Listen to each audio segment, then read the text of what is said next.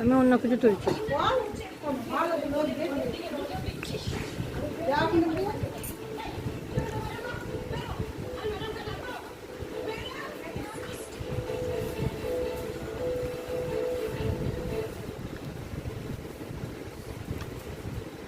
তুমি একদম চিন্তা করো না বোন।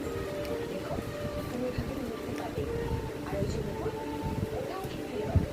আমরা সবাই তোমার জন্য প্রার্থনা করবো। তোমার মন বলে গেছে না, সব ঠিক করে দেবে।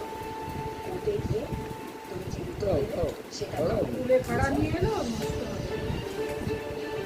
সেদ্ধ করে কেন? হ্যাঁ, কি বলবো আমি কোর্টে গিয়ে? আমার বোঝো আর খুশি আমাকে বলে দেবেন সবটা।